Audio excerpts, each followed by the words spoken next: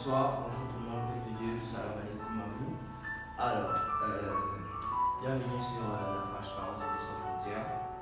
Alors aujourd'hui, comme tous les jeudis, nous allons parler sur un petit thème pendant 15 minutes. Nous avons notre émission 15 minutes dans la présence de Dieu. Alors, aujourd'hui, je vais vous édifier sur la prière du juste. Je pense que la dernière fois, j'ai parlé de, si je me souviens bien, la justice de Dieu dans la prière. Et il y a eu des petits commentaires, etc., qui parlaient justement d'une certaine compréhension. On m'a dit que j'étais trop drastique, trop direct, trop dur dans les propos. Et c'est l'évangile, c'est la parole de Dieu. Que le Seigneur soit glorifié pour ceux qui ont compris. Et aujourd'hui, je viens, n'est-ce pas, aider ou encore adoucir un peu, pas la changer, mais adoucir un peu la parole de Dieu afin que tout le monde puisse se retrouver dans la parole. Alors, on va parler de la prière du juste. Alors, comme toujours, la prière, n'est-ce pas, c'est la communication. C'est ce dialogue entre l'homme et Dieu. C'est ce qui constitue la prière. Et quand je parle du juste, le juste, c'est comme je disais dans la vidéo précédente, c'est celui qui fait la volonté de Dieu. C'est celui pour qui Dieu se plaît. C'est celui qui fait ce que Dieu lui demande. C'est sans cela qu'on reconnaît un juste. Alors quand je parle de la prière du juste, je vais parler de quoi précisément? Je vais parler, n'est-ce pas, on va dire quoi, d'être prompt à prier par rapport à nos situations, par rapport à nos problèmes. Souvent, lorsque nous avons des situations de difficultés dans notre vie physique, naturelle comme spirituelle, nous avons recours à tout ce qui n'est pas ou bien tout ce qui est hors de la prière. Nous voulons d'abord commencer par aller voir un homme de Dieu du côté spirituel ou encore aller voir un ami ou une connaissance du côté naturel. Alors que la réponse se trouve dans le dialogue entre toi, la créature, et ton Dieu qui est le créateur, lui qui a la solution à tous tes problèmes. La Bible dit en Philippiens 4, au verset 6 à 7, la Bible dit n'entretenez aucun souci, mais en tout besoin, recourez à l'oraison et à la prière, pénétrez d'actions de grâce pour présenter vos requêtes à Dieu. Ça, c'est le verset 6. Alors, la Bible nous recommande en tant que chrétiens de ne pas se soucier. La Bible dit n'entretenez aucun souci, mais en tout besoin, recourez à l'oraison et à la prière. Premièrement, aujourd'hui, frères et sœurs, si vous avez quelconque problème spirituel qui soit, physique, naturel qui soit, parce que tout ce qui est naturel est d'abord spirituel, Dieu a créé le monde d'abord dans sa pensée, ensuite il l'a dit et le monde s'est créé. C'est ce qui se passe aussi par rapport à la prière. Si lorsque vous avez vos situations compliquées, lorsque vous passez des épreuves, par exemple pour ces personnes qui sont persécutées à cause de Christ, vous ne devez pas chercher des solutions ailleurs que dans la prière, dans le dialogue avec votre Dieu. C'est sans cela que la Bible nous appelle en Philippiens aujourd'hui. N'entretenez aucun souci. Quand la Bible dit n'entretenez aucun souci, c'est pour dire n'ayez pas de crainte. N'ayez pas de crainte. Parce que souvent nous avons la crainte, nous ne savons pas que la solution c'est là. Nous avons un problème de foi. Nous ne savons pas que la solution se trouve dans la prière, dans le dialogue avec Dieu. N'entretenons aucun souci. N'ayons pas peur, n'ayons pas de crainte. La prière est la solution à tous nos problèmes. Peu importe que tu sois dans un problème financier, physique, familial, spirituel ou encore quoi que ce soit, la prière est, n'est-ce pas, la solution à ton problème. Priez à Dieu, priez à lui, demandez ce que lui dit, ce que tu veux. Dis-lui ce que tu veux. La Bible dit que lorsque vous demandez ce que vous voulez, dans le nom de Jésus, cela vous sera accordé. Lorsque vous priez en étant juste, toi qui tous les jours fais la volonté de Dieu, toi qui tous les jours t'efforces à parler au Saint-Esprit, à faire sa volonté, à le suivre, à l'écouter, toi qui te bats tous les jours pour rester dans la marche avec le Christ, toi qui es considéré comme étant juste selon la Bible, ta prière a de l'effet et de l'efficacité. Sois persistant et à tous les coups, peu importe les situations, peu importe les épreuves, la seule solution et la première solution, c'est la prière. Et c'est ce que nous dit Éphésiens. On va avancer au verset 7. La Bible dit alors, la paix de Dieu, qui surpasse toute intelligence, prendra sous sa grâce vos cœurs et vos pensées dans le Christ Jésus. La paix de Dieu, la paix de Christ, qui surpasse toute intelligence. Pourquoi? Parce que lorsque nous avons des soucis, nos épreuves, notre âme, notre intelligence nous donne des solutions. Tu as un problème d'argent, la solution est que tu vas aller chez quelqu'un qui a beaucoup d'argent qui te trouvera les sous. Tu as un quelconque problème, tu trouves d'abord, ton intelligence te trouve une solution. Alors que la solution, c'est d'abord te recueillir, premièrement te recueillir vers ton Dieu. Aller voir ton Dieu, lui demander ce que lui il en pense par rapport à ton problème, par rapport à ta situation.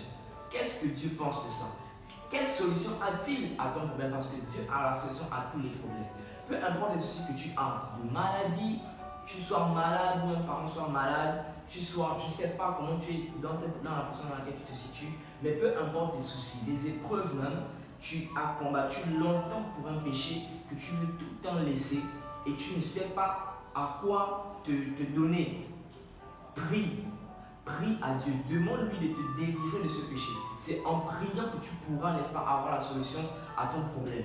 Et ce que la Bible dit, que tu vas recevoir la paix qui surpasse toute intelligence. Et à ce moment-là, n'est-ce pas, la paix prendra sous sa garde ton cœur et tes pensées.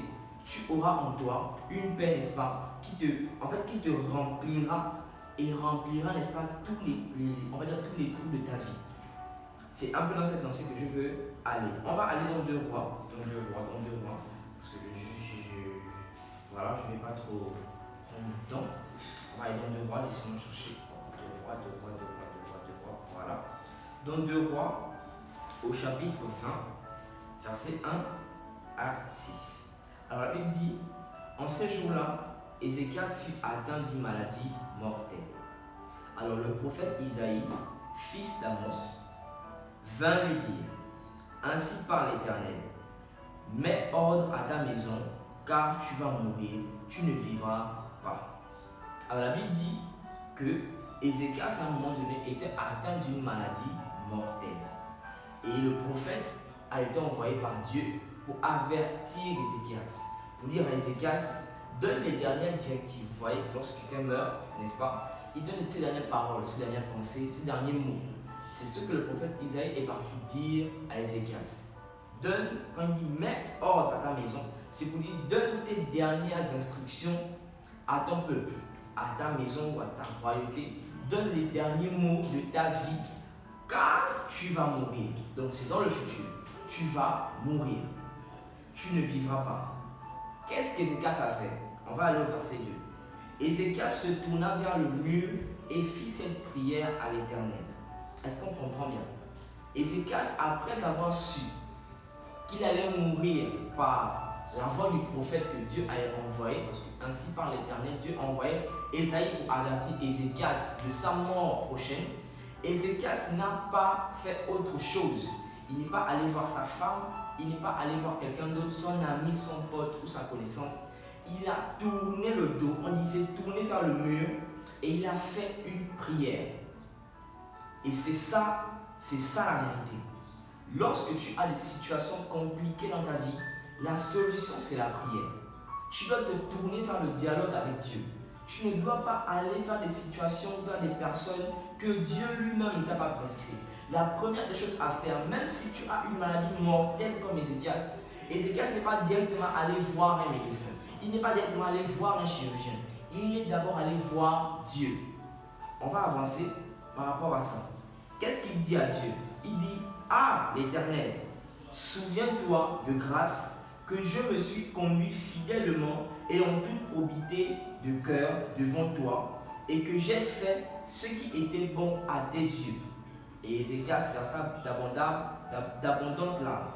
Est-ce qu'on se suit? Voilà pourquoi mon thème parle du juste. Parce que si tu n'es pas juste, il sera compliqué pour Dieu de t'exaucer.